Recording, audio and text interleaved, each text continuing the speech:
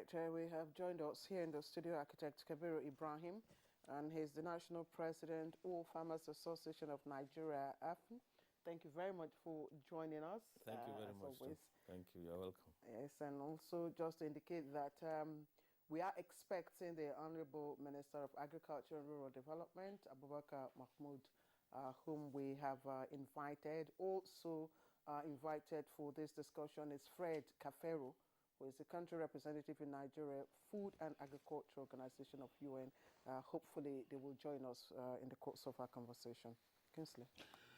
All right, but we have joining us from our Enugu Network Center for to this conversation, a farmer and community leader in Ebonyi State.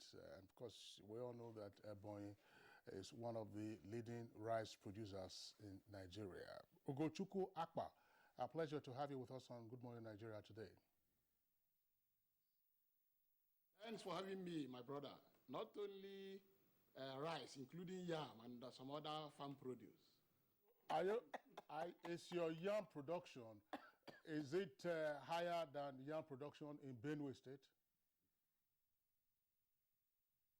Honestly speaking, very wonderful. You need to see it now. Ebonyi is improving every year. As far as farm produce are concerned, we are increasing every year.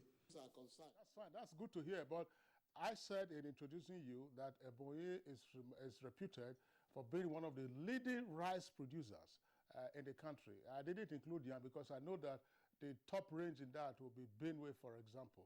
But regardless, it is good to have this kind of heavy competition. And I'm sure Architect Kabir Ibrahim, our regular guest on Good Morning Nigeria, who is president of All Farmers Association, is already smiling. But we know that we could certainly do a lot better. So in terms of investing in food for all, what exactly are we looking at? Are we making the right kind of investments, or we are making political investments? Well, I think this administration, we must be fair to them. I think the investments are real, but the implementation may be a bit of a problem. It is certainly not political. There are many cross-cutting issues and many MDAs, including the interventions from CBN, NALDA, and all that to really revamp the food system. The current budget, which is, for the 2022, which is a proposal, nobody has ever done that. It is twice the budget of 2021. It is about 291 billion. And then you know that there are cross-cutting investments from CBN, NALDA. NALDA is supposed to do farm estates in 108 locations. They have done one in Daura, which the president launched. So these are not political. These are, you can reach them. But what we have been telling all the actors is that they should synergize. They should all work together to get the same goal. You know, if everybody is doing their own thing, it may not amount to much. And I like some of the state governments that are encouraging agriculture, because agriculture really takes place in the states. Here in Abuja, we just wear our agbadas and come round. The farms are not here. The farms are in the states. And we should be able to get the states to key into the agri-policy. The agri-policy should be such that all the states have a buy-in, and we have a communique for all the states agreeing with the policy of the federal government. Because some of the states are not necessarily the same party or the same ideology, the same thing with the central government. So you only get them to key in when they are able to make contributions, and they will be able to see them in the communique. Then everybody will work in tandem, and Nigeria will be better for it. You certainly look like a different kind of farmer than the one we are used to with the way you appeared. But let's take the question to Mr. Ugochukwu Akpa in Enugu Network Center. Earlier on, you were telling us, of course, that you not only produce rice, but you also produce, you farm yam and all that. But someone posted recently on the social media, a tuber of yam, she bought for as much as 5,000 naira. We don't know how true that is. But even a tuber of yam here in Abuja goes for as much as 1,500 naira to 2,000 naira. So prices of almost every food item is up. As a farmer, can you just share with us What are the issues? The truth of the matter is that, first of all, I thank you for having me, and my regards to the National President of Farmers Association. The man is working very, very hard to make sure that things are going very well, as far as farmers are doing good things in Nigeria. Now, let me tell you the truth. The problem of this country is that so many people are looking for, this is my political party or this is not my political party. Thank God that the president, from day one he started hitting on farming. And it's a very good idea. And the experienced governors that has a very good wisdom, key into it. Just as I said, the Benue, the Ebonyi, as I can say. Ebonyi State Governor key into farming very, very, very well. So if some states can now just key into farming, the problem of a high cost of commodities will be will come down. And what am I trying to say? Come to Ebonyi State. Food items are very cheap. We sell rice in bushels. We sell rice in bags. If you come there, you get it at a very low rate. Just as I said initially, in Ebonyi State, we have yam. When somebody is going to social media and start telling you that yam is 5,000 naira per tuber, it's a liar. It's not true. Come to Ebonyi State, you will get a very big yam at the rate of 500, 600 naira. Very, very big yam. So what am I trying to? I'm advising Nigerians and government of this country, that is the state governments. Let them key into farming.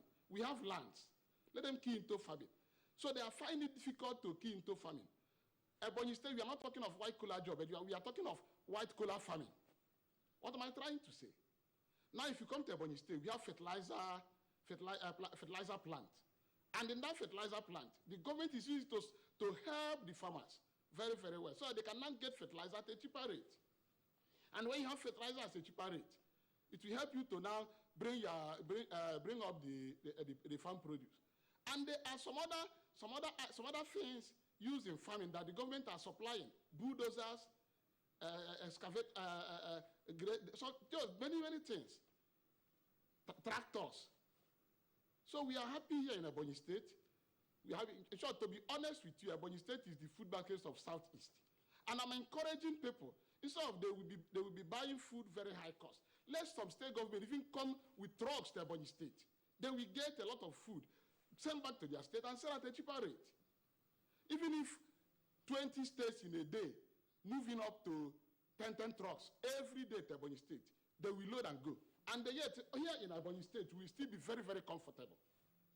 So I'm not trying to praise my governor, but I'm trying to tell people what is happening in Ebonyi State, which I'm convinced that our president there is a living witness. Like the Ebonyi State government has loan. They usually give loan to the farmers. And most farmers has no money. So when you give them loan, you now encourage them to move forward. You now encourage them to move forward. And then we are moving forward in Ebonyi State. We are not lacking food. Can you believe that in Ebonyi State we still have old yam here in Ebonyi State? Because you have old yam, it's very difficult for you to get old yam in so many other states. We have old rice, we have old yam. And that is to show that we are producing big quantity of all these things every year. And very soon, when our airport is okay, we'll be moving it to some other states and possibly to outside Nigeria. Because Ebonyi State, as I can say, is competing with the Benue State as the food basket of the nation. And that is the best name for Ebonyi State, not salt something, but food basket of the nation. Kudos to our governor. Because our governor, yes, he's an engineer. But from childhood, he's been a farmer. And up to now, he's a farmer. He's one of the greatest farmers in Nigeria. He has so many hectares of lands, of rice, of yam. I can bear witness to that, just as somebody like me. And the one other thing is that in Ebonyi State, we have what they call industrial clusters. In these industrial clusters, we have rice milling machines and the cassava milling machines.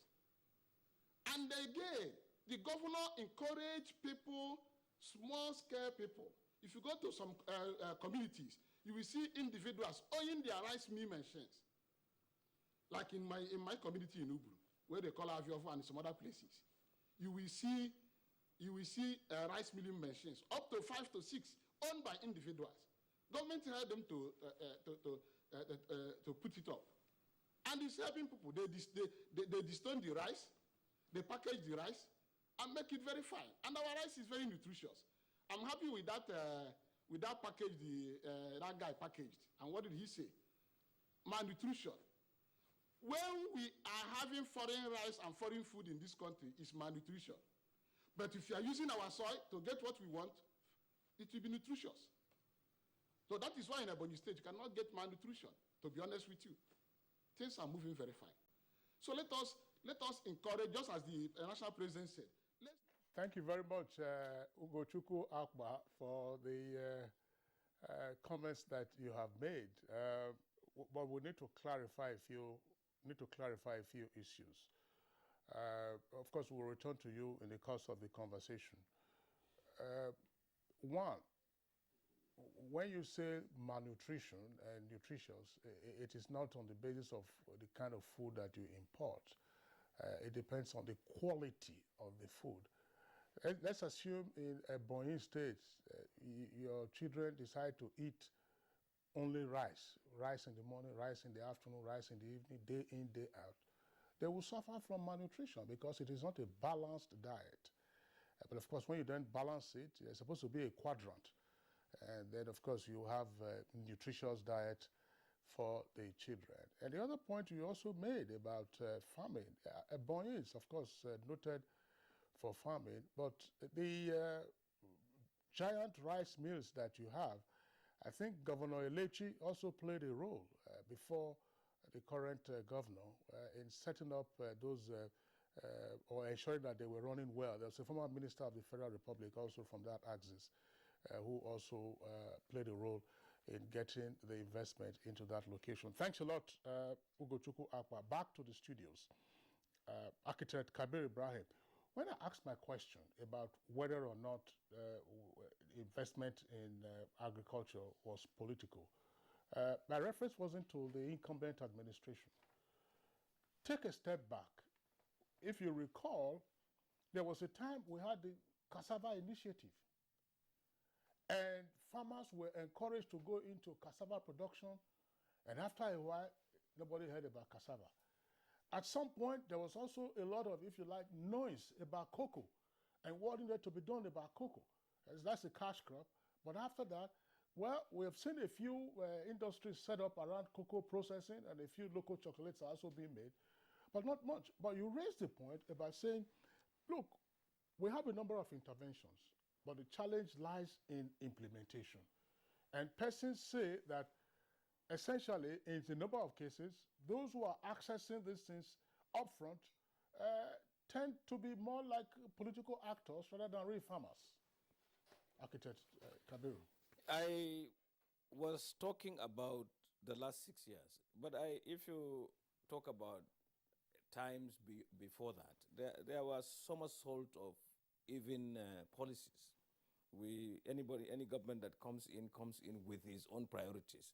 But you know what Nigeria should do is, we have 6 geopolitical zones. We must identify the staples in those political zones and optimize that production. And then we have to have data. What quantum of cassava do we really need in the need areas, in industry, for consumption and all that? When we do that, then we are solving the problems. But if you overproduce cassava and you go to Faskarima village and give them cassava, what will they do with it? If Faskari produces sorghum and I take it to your state, what will you do with sorghum? At best, some people in some parts of this country make beer with sorghum.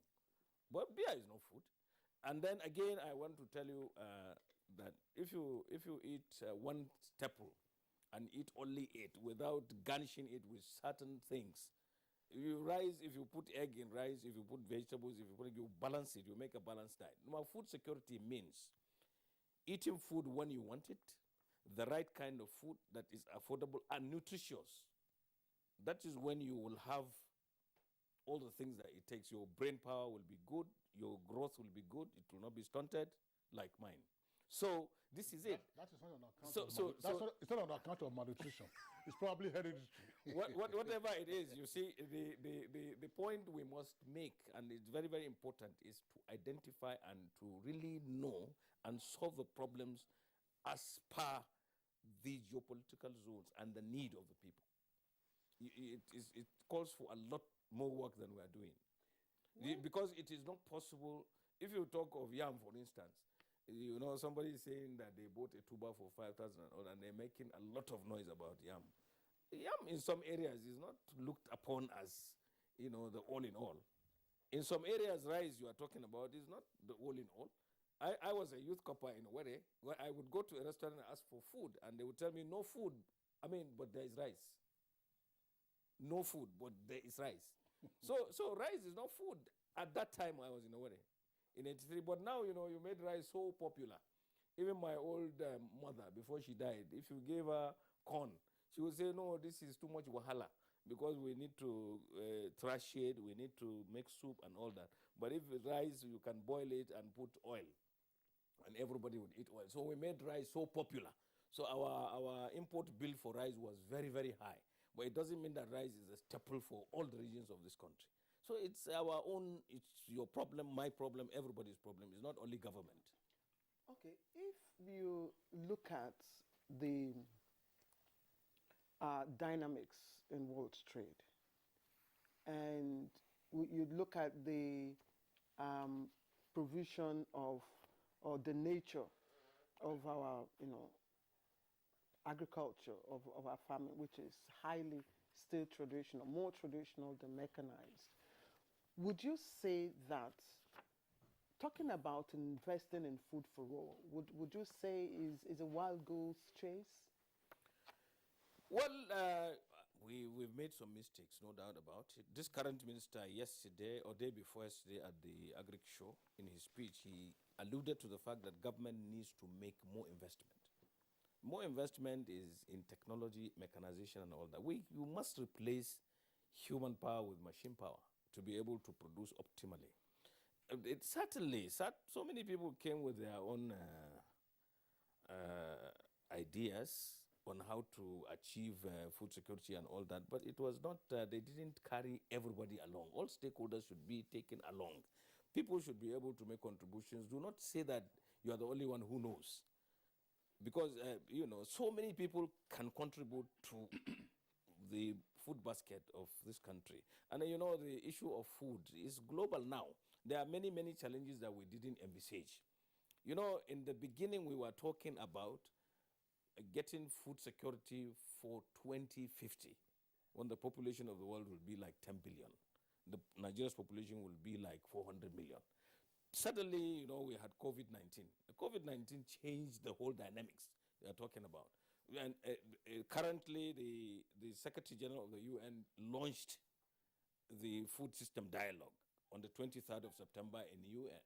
And even our president was there physically. So the whole world is going through this challenge. In Nigeria, we don't have food banks. We don't have the lines, queues on food banks. When you go to the US and the UK, so the issue of food is not only Nigerian, it's global. Now, when you come to the skyrocketing prices of food items and all that, and some of the things that people say, we listen to them. But today, the reality is that the farmers are only just now getting value for what they produce. But what you should realize is that the purchasing power of the Naira has to be looked upon. I don't know if you go to Zone 4 now, how much you buy dollar from the street. It's almost 580. In the bank is over 400, and then you don't even get it. So somebody has to work to show up the purchasing power of the Naira. Why is it dwindling? What is happening? Why is the dollar today 580 in the open market? Why? So you are not optimistic about attaining that? No, I am optimistic if the institutions work properly. If you put people who know what to do in managing the affairs. I mean, you cannot, there is no way, there is no excuse for the present status of the purchasing power of our currency. I am on the National Development Plan, on the steering committee. I see all kinds of contributions from everywhere. You know, this thing comes from the technical group, the central working group, and then to the steering committee. I see reports from different directions. I see issues that we have handled even at the national level, at the National Assembly level, and they are being brought to say that we need to talk about them. When some decisions that have been taken, they're already in the public domain. But you know, some public servants are so lazy, they just bring up these issues. And then when you hear some speeches, you wonder. I'm sorry to say that I wish the minister was here. We were 2 days ago, he was talking about the release of 70,000 metric tons at the beginning of COVID. That is gone. Let us talk of now. The people who prepared the speech for him were not very fair. They were not looking at all the issues. The currency of the issues is very, very important because we must make progress from where we have been. Architect Kabiru, thank you very much. I want Ugochukwu Akpa to also weigh in on this aspect, because in terms of investing in food for all, obviously the focal point will have to be the farmer. And Architect Kabiru has also reminded us that there is a need, as has been articulated at some fora, for government to invest more. Now, from your experience, say in Ebonyi, and what you do know about farmers and farming elsewhere, what should be the target of this kind of investment? And I'm asking this question advisedly because our greater practice has to do with smallholder farmers. So, will it be in mechanizing the activities of the smallholder farmers, or investing more in commercial farming, which is large scale, by which process you will now absorb the small scale farmers and they become employees of big landowners? Where would you like to see the appropriate investment from your experience in Ebonyi? Thank you very much for having me again. You see, the truth is that in this country, many people are just leaders for mouths. I'm sorry to say that. When this government came up, federal government, the government of President Mohamed Buhari, he said farming, farming, farming. And it's a very good idea. Very, very wonderful idea. Because he know what is going to happen in future. And that is why he said we should all become farmers. Now, some state governments supposed to key into it, all of them, no exception. Key into it, gather the stakeholders in your state. Let the stakeholders come up and now think about the way forward. Then they suggest. Then the government will now move forward. Typical example, just like let me use my state as an example. When the Chief Engineer came on board as the governor of Ebonyi State, he made it compulsory that as an ESCO member of the state, you must have your farmland. He gave all of them land. Go and farm. Don't stay in the office alone. You'll be doing as a political appointee, you'll be doing farm work. Then he came down to the rural area. He called us, the farmers, the community leaders, and the chairman. He called us for a very good meeting. Then we sat with him. He now asked us which way forward. We suggested, as a farmer he was before he became the governor, then he now brought his own idea. And the thing laughed. Then he now said, he'll be giving us loan, mechanize something, and they'll be supervising us. We say, thank you, sir. Thank you, Your Excellency. And that is why today in Ebonyi State, all farmers are happy. Just as the national president said there. Now is the only time farmers are enjoying being a farmer. Because when they bring out something, people will buy it. And not only giving money for farming or loans for farming or the items to use in farming, like fertilizer and other things. There's supposed to be good road network so that from your farm, you can now move it to the open market. Good road network. Whether in the evening, in the afternoon, in the night, or in the morning. So some state governments should supposed to now have good road network so that farmers will not have problem in bringing out their farm produce to the open market. So just as you said, whether mechanized, commercial, or the truth is that when things started going well, both the commercial side, both the low profile side, we'll be enjoying. And the thing will be coming out, just as I said initially. Up till now, in Ebonyi State, we still have old yam. We still have old rice. We have cassava. We have tomato, but in a small quantity. We have vegetables. That's why I boast that in my state, there is no malnutrition. We, the local people, know how to bring leaf and all this small to make local salad. It may not be as so delicious as the one you are eating in Abuja there. Last time I came to this program, I told the whole world that I am happy to be a farmer. And I have not seen anything that will make me to come out from my state as a farmer. I will be in my state as a farmer because I'm enjoying it. And the government is encouraging us so much. Just as I said about the industrial cluster. If you don't have money to go to the private milling machine companies, you go to government-owned. The government-owned is so cheap, they will help you to do it. And they will ask you, do you want to sell to them? If you want to sell to them, they buy. And they don't take it to open market and sell it at a very cheaper price. Akpa, thank you for all the things that you have told us that the state government is doing. But my colleague's question is, if I don't think you really understood his question, is as a farmer, what would be your idea, or what is your opinion about the area that government, whether federal or states, should invest in? Is it in mechanized farming? You may be practicing mechanized farming, but there are also other farmers in Ebonyi State that are still using traditional method to farm. So would you want more investment in that area, or would you want more investment to boost commercial agriculture or commercial farming?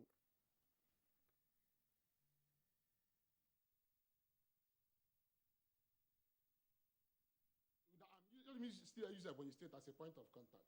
In Ebonyi State, we are doing mechanized farming. That's why I mentioned about tractors. We are doing mechanized farming very, very well. But of a truth, there are still people using low-profile system, old model system, but they are of a small number, just small number. And that is why, because we are using mechanized here, government import tractors and supply to local government. Local government supply to farmers. So mechanized system is working in Ebonyi State, and the old model pattern, people using it are of a few. There's very few people, very, very few people. Just like if you want to farm in your backyard or in your this thing, you can just go do that one locally. But every land in Ebonyi State, in Izi, in Iza, and in the south, if you go there, you will see farm, rice, yam, cassava.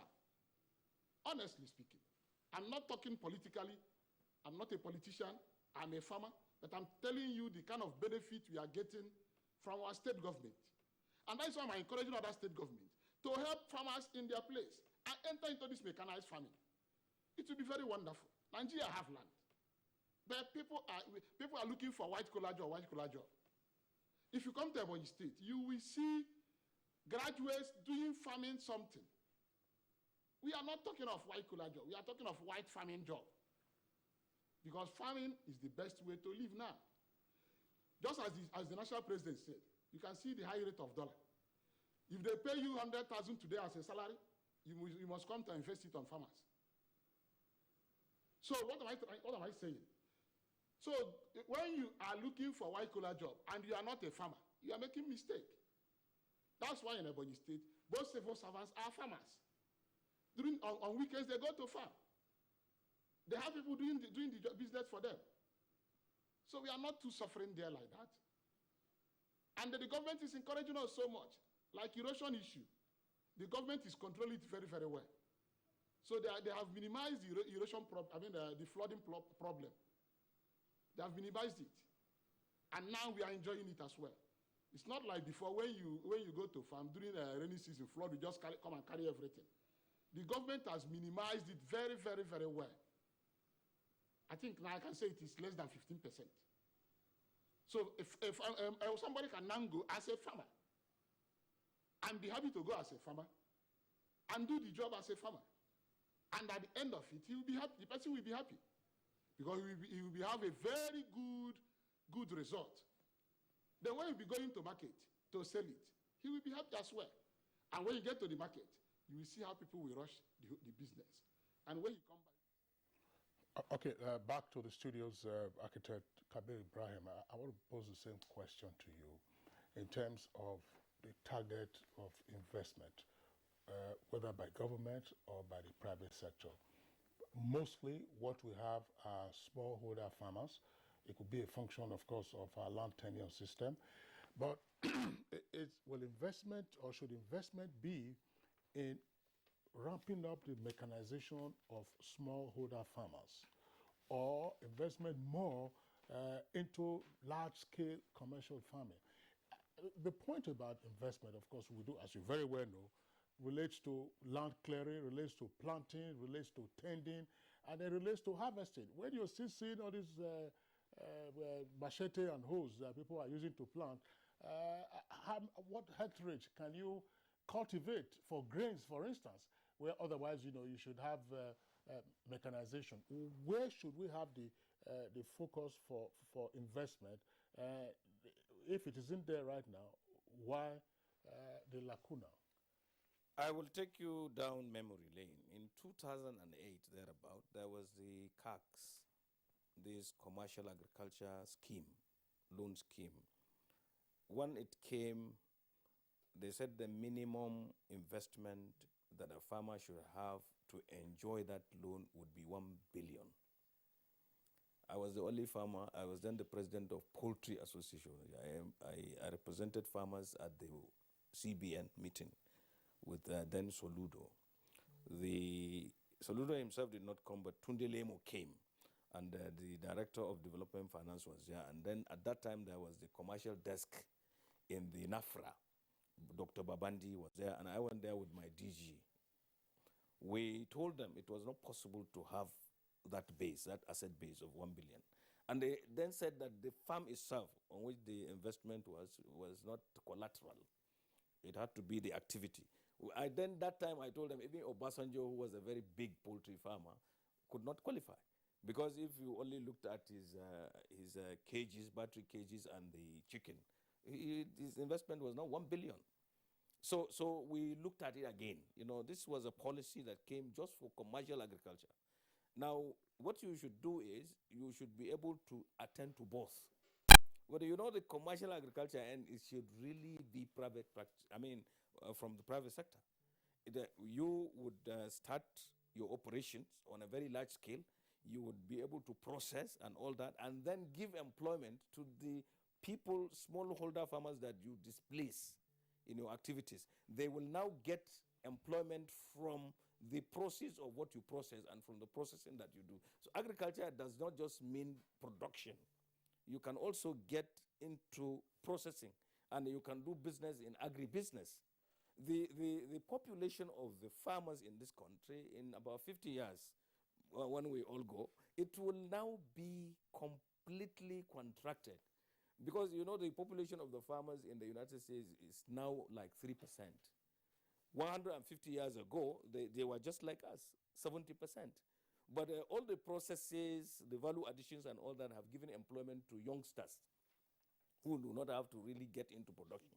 But they get what they can from the agricultural activities of the large space users, even shops. Even today, when you go to any of these shops, Amigo, Sahara and all that, you see them selling many, many things.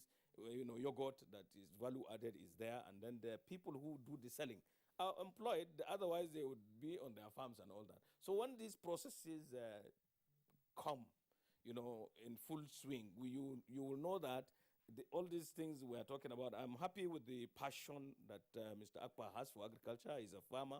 I like his enthusiasm. I like the electricity he exudes. I like the way he is encouraging everybody to go there. And the theme of this year's Agri Show is really celebrating the resilience of the smallholder farmers. Yes. So we need to make investments to help the small farmer holders to produce more than what they eat and go to the market with it, so that they are not just peasant farmers.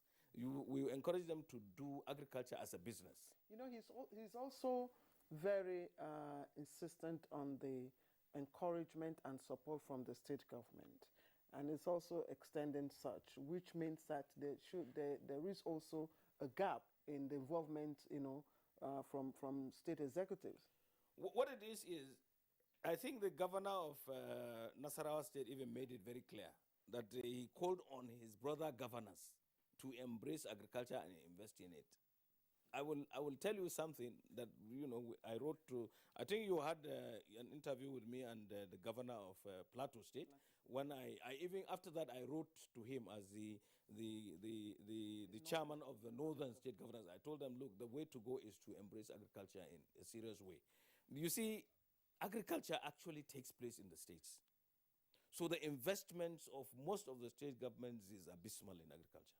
Most of it is political. I had participated in distribution of fertilizers across Katsina State. I was the one that came up with the idea that you should distribute fertilizer per polling unit. Use a template, because in the polling unit, everybody knows what everybody else does. You know the farmer there, so when you bring fertilizer, you only give to the farmers. But then there is so much a state government can do. Because I remember in the year that I participated, the Katsina State government distributed about 23,000 metric tons of fertilizer, but no one person got one bag. They're just small things. It was like a drop in the ocean. What the government should do really is... That's political farming. I don't think you want to look at it as political farming. You see, a farmer will need fertilizer based on his or her hectareage. Okay. Half a bag might help somebody who is doing something like 0.3 hectares.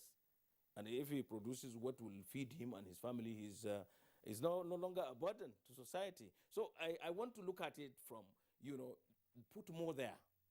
Instead of building roads in the cities and putting street lights and all that, when people are driving their last cars, you probably should invest in rural production of food. Because food actually is produced in the rural areas. If you go to rural England, that is where production takes place. If you go from Paddington Station to Manchester, look left and right, you see farms, you see animals feeding on flushed grain and all that. If you go to the United States, go to Germantown, you see many farmers and many farms, many outfits, and you see large vehicles taking, like I'm interested in dairy.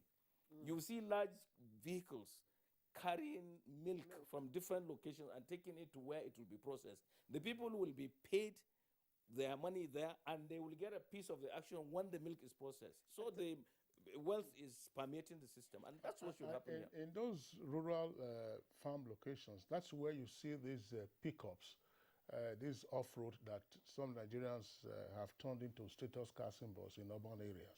Kingsley, we have the Commissioner for Agriculture, Cross River State now, joining us via Zoom from Calabar.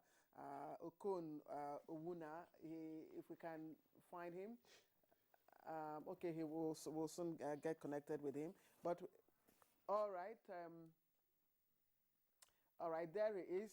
That's the Cross River State Commissioner for Agriculture, Okon Owuna. Thank you very much for joining us, Honorable Commissioner. Thank you very much, Madam. Okay, just My name is Okon Owuna, the Honorable Commissioner for Agriculture in Cross River State. Yes, we said so. Okon Owuna, we said so. Thank you. Yeah. Let's just hold you for a moment and also introduce Professor Akim Bolade Oyenide, who's also joined us via Zoom. He's Deputy Dean, Faculty of Agriculture, University of Abuja, and National Secretary, Entomological Society of Nigeria. He's also joining us via Zoom from Gwagwalada. Thank you very much, Professor, for finding time to join us. Thank you. Okay, Kingsley. All right, Professor Ojeride, let's bring you into the conversation at this point and ask, are we investing appropriately and sufficiently in food for all? Okay. Thank you for having me. This is a very crucial discussion. We talk about investment in food for all. It's neither there or nor here, because so much money is being pushed into agriculture, but I doubt if the money is getting to the actual actor that's supposed to use them. So the major problem that we're having is where you talk about implementation and evaluation of investment in agriculture in the country. So, for example, the issue of food security and food safety is the main for the global development that we have now. We have a larger number of problems that is associated with production, but the fact of anthropogenic problem, which is man-made problem, has been the main bane, as that is a cankerworm in the development and the availability of food for all. Investments per se, we cannot say that we are not we are not investing, but the appropriateness of the investment and the direction of investment in agriculture is the problem. I remember in one of your program, I spoke about portfolio farmer and portfolio actors on the value chain. The actual actor, which are the subsistence farmer that we're supposed to better their life, I doubt if we are doing that. And for example, fortunately, we have a commissioner of agri from the Cross River State with us now. We find out that majorly most of the agricultural development program are being done at the federal. Most of the state has neglected this, whereas the proximity and the closeness to most of our farmer is the state and local government. Most of the state have conveniently killed the local government now. Because what happened in most of the states is that you find out that is who dictate the piper dictate the tone, who play the piper dictate the tone, in the sense that is the government that facilitated and made sure that it's only their acolytes that man the local government. So we lost it out by losing the closest set of people that will have assisted the farmer, which are at the local level. So when you have destruction in the chain of command and chain of drive, there's no way the help that you want to give to the subsistence farmer will get there. There's no gainsay in the aspect of Nigeria as a whole now. Most of our food comes from the subsistence farmer. The issue of giving them input, most of them don't even get the input on time. Some of them will get the input for fed agriculture in the dry season. Some of them will not even get. Most of them, when they get it when it's too late, they'll go and sell it. So the fact remains that there is investment in agriculture, but the appropriateness in the execution of the program, so that the target, which is the subsistence farmer, should be implemented. That's one. The second one is that agric is not what you do on the pages of paper or on the newspaper or on the media. Agric is something that your investment, now we must think of how do we drive our agriculture into modernity. How can we assist the farmer? Why the youth are not going into agriculture is that when you talk about the practice that the drudgery is too much, where the people will still be using cutlass and hoe, where people will still be doing small farm holdings, will not give us sufficient in food security and food safety. So we must find a way of, if we cannot do high-tech, an intermediate way of provision of agricultural tools that will assist the farmer on the value chain. The value chain starts from input provision up to when they get to market. So we find out that as at present, the farmer are just doing personal assistance. Because after harvesting your corn, after harvesting your maize, your perishable commodity, you don't know how you can sustain this and increase the shelf life so that you will not be selling at loss at the farm gate. So the fact remains that there should be sincerity of purpose from the actors on the value, especially the people at the policy level, in assisting all actors on the value chain of agriculture. With that, we will have bumper harvest. Most of the record now shows that we are losing over 50% of our production to post-harvest handling. Post-harvest handling, because when you say farmer go and produce, and they produce, there's no storage, there's no way they can add value to it, there's no way they can extend the shelf life. It means they'll be selling at loss, one. The one that they cannot sell will just perish, and that means an investment in futility. So the fact remains that if possible for the government to rekindle and rewind back to, because all these are not new in the country. There are some of them that we've been doing. We have a commodity board some time ago in this same country that mob production, they mob product from the farmer. When they mob the product from the farmer, the next they do is that they store it for a while and now sell it. It means the farmer will be encouraged to produce more. But now, farmer is producing, is fearing the issue of security of going to his farm, is fearing the insecurity of perishability of where the natural pest will invade and invest and destroy all the production of the farmer. Professor Jarinde, So thank you. Let's quickly put you on hold and bring in the Commissioner for Agriculture, Cross River State. That's Commissioner Okon Owuna. Commissioner, thank you very much for your patience.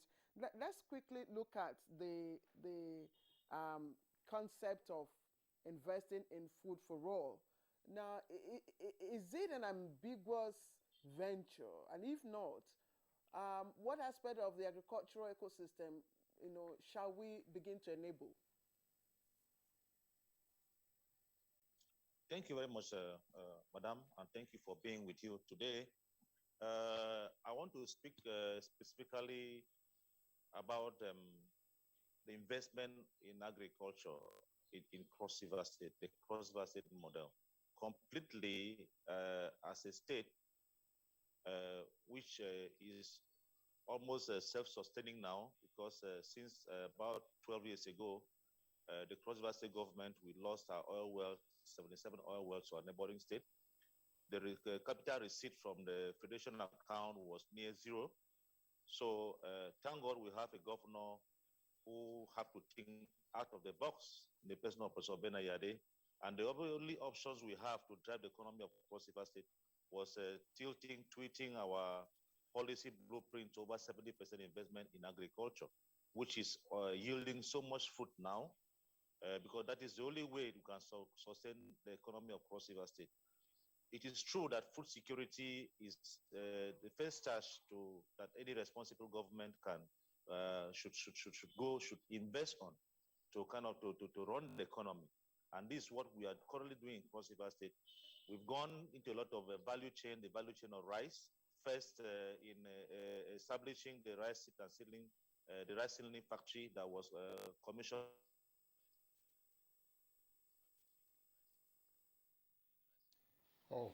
We have some challenge there with the Zoom connection from the Cross River Commissioner for Agriculture, Owuna. Well, of course, we're going on a short break now. When we return, we hope to be able to link back to him in Calabar. All right, you're welcome back to Good Morning Nigeria. We're live still on the network service of the Nigerian Television Authority. Let's return to Okon Owuna, who is the Commissioner for Agriculture in Cross River. You were explaining to us what has been happening in Cross River, but perhaps we should contextualize this against the background of the questions we earlier posed. In targeting investment, what has been the experience of Cross River? We know about distribution of seeds and seedlings and fertilizer, but for the smallholder farmers, what is being done to improve the quality of their work and therefore the quantum? Is it in mechanizing smallholder farming or also in leveraging commercial farming? What are we seeing in Cross River?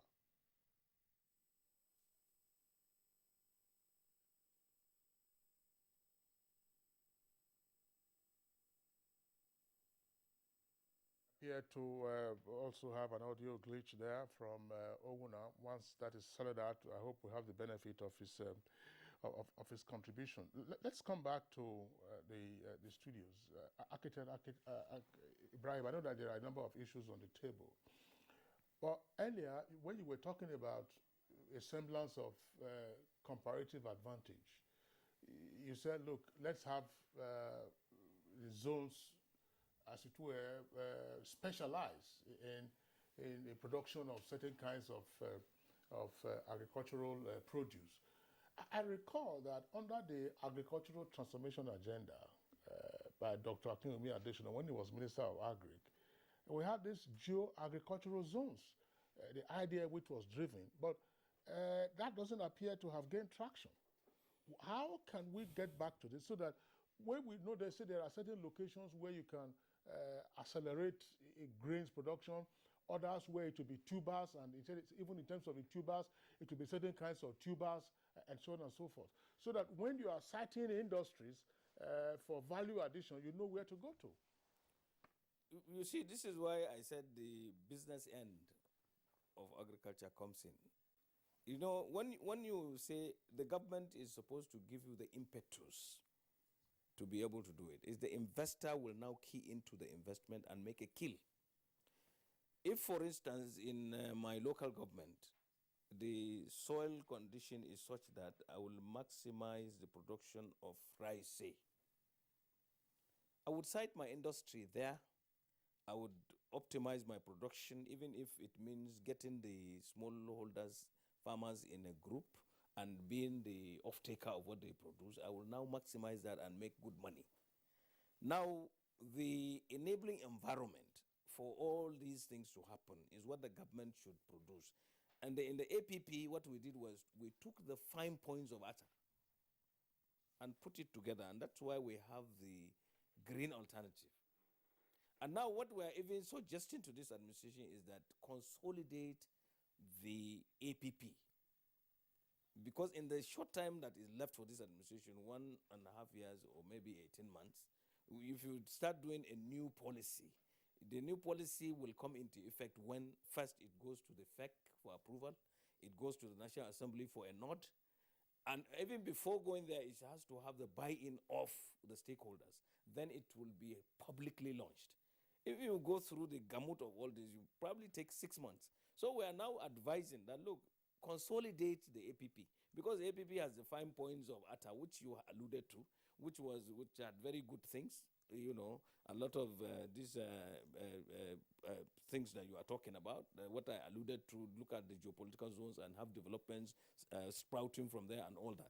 Then you have the policy. Then that policy should be bought in by all the state governments so that they will understand what they are doing in Cross River State, for instance, is very, very good and is germane to agriculture. But if you look at it, it is mainly run by government. And once this governor leaves, it might not be there. But what you should do is you encourage businessmen either in that place or even from outside to come and invest there and have that thing. Because, you know, when you say, look, this is Cross River State, and then whoever is not from Cross River State will not come and invest, then you have a problem. If you have the Dangotes of this country going to Cross River to invest in the rice thing that he's doing, and if they are doing the seed program in tandem with this National Agricultural Seed Council, it will be there. It will be sustainable, and then it will be regulated. The seed will be regulated. You know, you have highland rice, you have a variety of any crop that will thrive where there is a lot of water and where there is limited water and all that. When you do all these things and think properly and do it properly, definitely success is yours. We have a vast arable land in this country. Architect Ibrahim, the point you just talked about with regard to getting investors to come, investment experts would argue that outsiders would look at what internal investors are doing. Why does it appear that Nigerian investors are not so keen in taking up these opportunities? Instead, everyone, most are just running after arbitrage. You know, you collect $100 from your bank, and then you go to Zone 4 or wherever they are, Allen Avenue or any of the airports. You give it to them, you make $100 spread on $1, and you come back. And yet, these long-lasting investment opportunities are available. What can be done to draw their attention to these investment opportunities, and then they get in there? The advocacy that we make to get people to invest should be revamped. We should do more advocacy in that direction. And we should also discourage the idea of making unheard of profit from an investment. The investments should grow. Look at the richest people in the world. Look at Warren. He's in his 90s now, and he started this thing from age 15. He is there now. He's giving everything that he ever got to charity. He wants the whole world to know that. Amassing all this is not in. So you see, we need to really, it's a mindset thing. We need to be educated in the true sense of the word, not have degrees and decorations, and then probably have appointments and all that. You need to understand that it's after you. What about the children and great-grandchildren and whatever that will come after you? This is, you are building a nation. It's not about you. It's about the whole nation. Okay, let me take a similar question to Ankpa Ugochukwu in an Enugu Network Center. Mr. Ankpa, you've talked glowingly about the encouragement and support that farmers in Ebonyi State are getting from the state government. Can you share with us, because it would appear that, again, there are, apart from the community leaders, there are also private investments in farming in Ebonyi State. What are some of those incentives, that have, made it attractive for people, to go into both subsistence farming and, commercial farming? Thank you very much. The truth is that if most state governments could key into the pattern of the Ebonyi State governor, it would be very wonderful. Number one, it's not a matter of supplying the inputs like fertilizers and other things to the farmers. Nigerians are smart. But in Ebonyi State, the governor will order the commissioner to supply. The commissioner will supply, and the commissioner will go from local government to local government, community to community, to supervise whether you get to the grassroots. So supervision is very, very important. And time to time, the governor even go by himself to supervise these farmlands to know how it's going. Number one. Number two, the other of my colleague, the other man from Abuja talks about storage. So each state government should try to make sure they have a warehouse where farmers can come and store. And when they come and store, it will be very wonderful. Like investment you talk about. In Ebonyi State, in those industrial clusters, the government of Ebonyi State make it open. Anywhere you are, come in and they just come in and have part of the industrial cluster. Whatever you want to do, be doing it. And if you want land, the Ebonyi people will give you land to farm. So we are seriously in a farmland business here. And that is why in Ebonyi State, we the local farmers, we the local people in the communities, we are enjoying it. Because when you see somebody that supplies something to you and supervises you, you must have the fear to make sure that you balance up.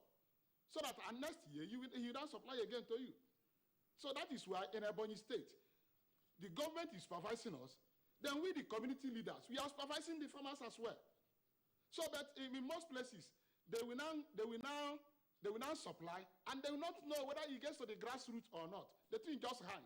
The next time you will now see the fertilizer supplied by the government inside the open market, selling. But in Ebonyi State, when they bring it straight to the local government chairman will now call the farmers. And the one good thing again is that before each farming season, the government have to make advertise it. Cooperative society people will now come, individuals will now come and apply for what they want, what they need in their farming season. Then when they go through it, then government will now supply and supervise whether it gets to the person. That is one of the good things. So, and that is why both the mechanized and the low, as I said, there are just few people doing that now. Because Mr. Ugochukwu Akpa, I would like you to take this along with your response, because we're talking about investment, and what you are describing continues to point to government intervention. Architect Kabiru here has drawn our attention to the fact that you would need private investors to also come in here. For you as a farmer and for your colleagues and others in your location, what experience have you had with private investors? Let me give you an example. And therefore, what would be your reaction if a private investor were to come and say, Look, when government is already doing fertilizer and seedlings, that's fair enough. But we have these tractors that will enable you till your land much faster, much quicker. We have the planters. We also have the harvesters, combined harvesters, and so on and so forth. We would list this to you during your period of use at a certain rate or get a certain percentage of your crops. What would be the attitude of farmers if you are not already experiencing that, or if you are experiencing it, tell us what it has been like. You know, the thing is this. When an investor comes in, he has his own percentage because he's coming to make profit. But the good thing is that the government of Ebonyi State bought these tractors and all these things. So an investor will now come trying to make a profit of 10,000. But when government supply their own, they will make profit of like 2,000 or 3,000. So you cannot just go to that investor that will now get 10,000 from you. You have to rush to the government that will now get 2,000 from you, which is very, very cheap. And that is what I'm still saying.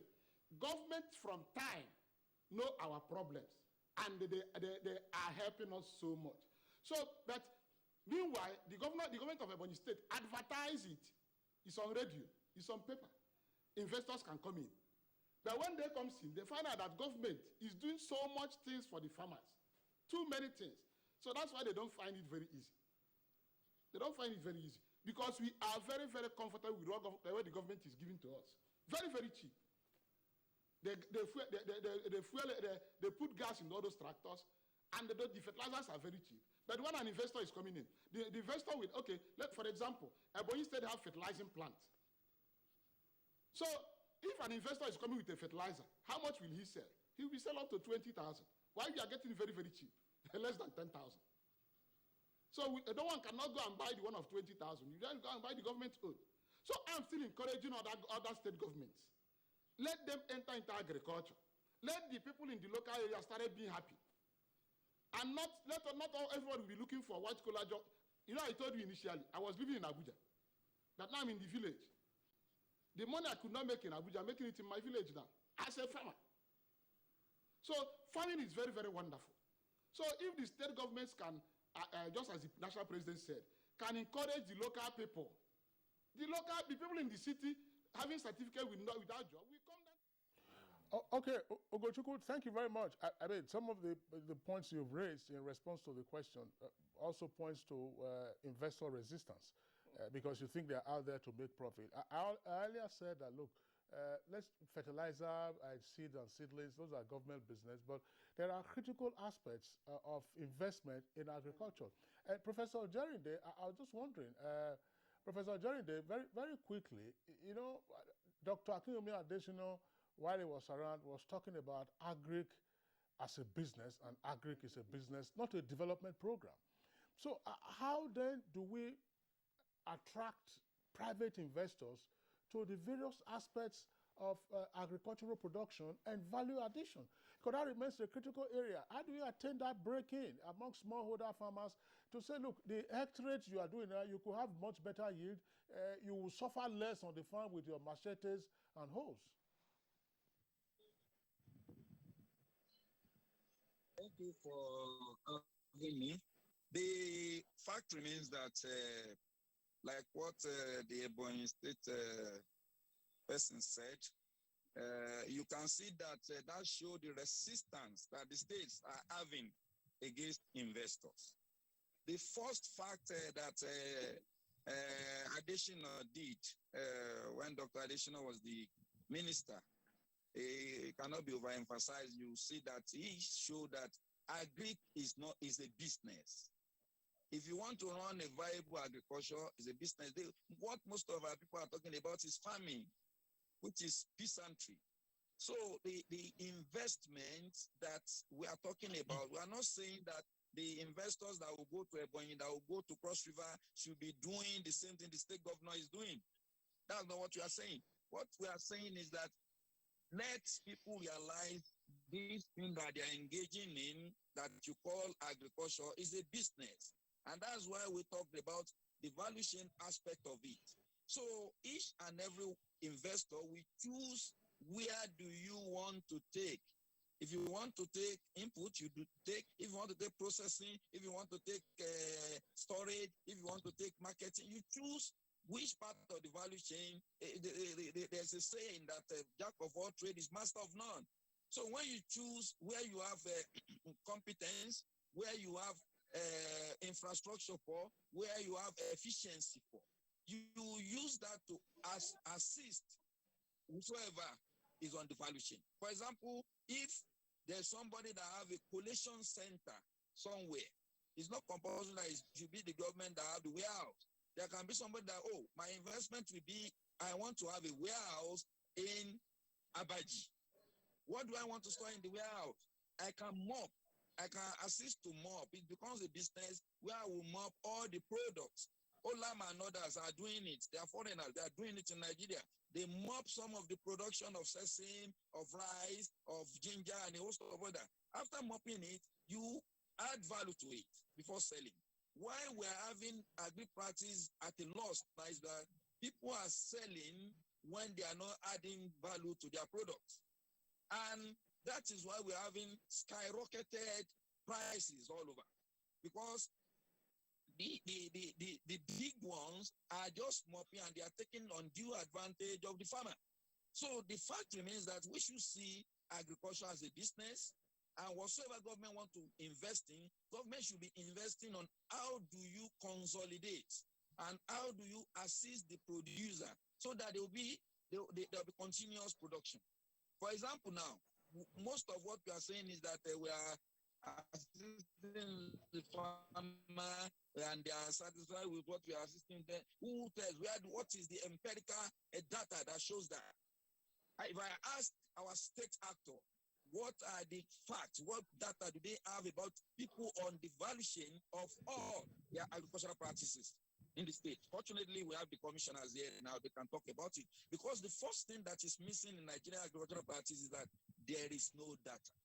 The president of farmization that is with us know that what they have is just, let's just say, the socialist or the people that are within that are available within the social media system or the what you actually call Professor Jarinde, thank you. I'm sorry to interject here. We're running out of time. We just like the Commissioner for Agriculture across River State, Okono Wuna, to quickly also share his perspective on the issue of sustainability of what has been put in place by the state government. Are there, plans for private investment in the agribusiness that you're initiating? Yes, like I said, Cross River State government, we've gone into a lot of investment in agriculture, ranging from the rice value chain with the establishment of rice seedling factory. As I speak, alternatively, our ultra-modern vitaminized rice processing mill in Ogoja is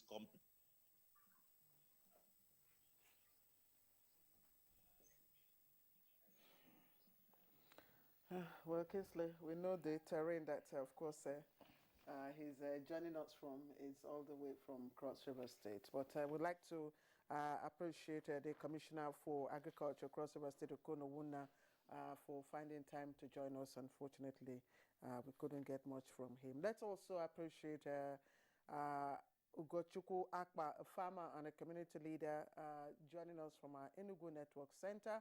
He's based in Ebonyi State. Mr. Akpa, thank you very much for your contributions. And Professor Akim Ojerinde, who is the Deputy Dean, Faculty of Agriculture, University of Abuja, also joined us via Zoom from Gwagwalada, which is a suburb of Abuja, the capital city. And architect Kabir, of course, Ibrahim, National President of Farmers Association of Nigeria, AFAN. Thank you very much. Always a pleasure to have you on Good Morning. Thank you. You're welcome. Thank you. All right, let's check what's trending on arts and entertainment.